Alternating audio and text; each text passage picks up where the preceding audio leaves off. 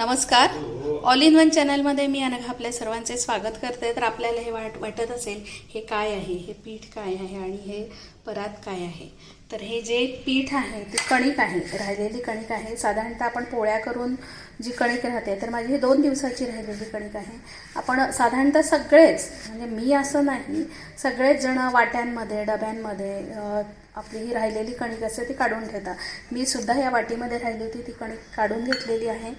अशी म्हणजे 2 दिवसाची कणिक आहे, आपण पाहू शकता. तर ही राहून काही काही वेळेला आपण टाकून देतो किंवा ती वाया जाते.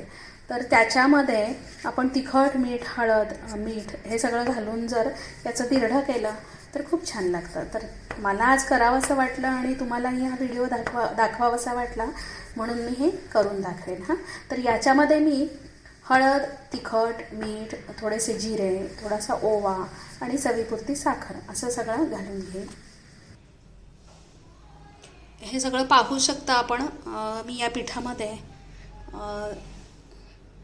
मीठ, साखर, हळद, तिखट आणि चवीपुरती साखर घातलेली आहे. दुसरं म्हणजे मी यामध्ये तीळ पण घातलेले आहेत आणि ओवा, जिरे.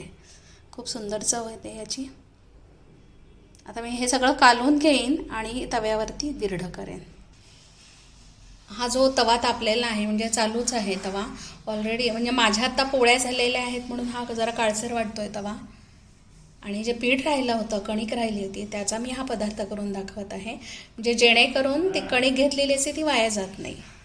आणि याच्यामध्ये मी आता थोडंसं तेल घालून घेतलेलं आहे, आपण पाहू शकता.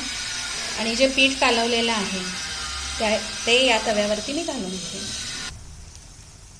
हे बघा, आपण पाहू शकता.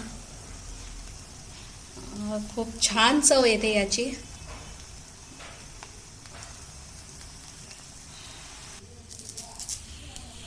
आपण बघू शकता मी दिरडं केलेलं आहे एक मोठा.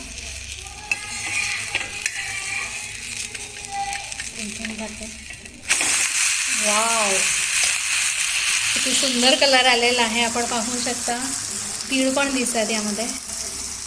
आणि हे काही सेपरेट मी कणिक करून केलेलं नाही आहे कणिक घेऊन.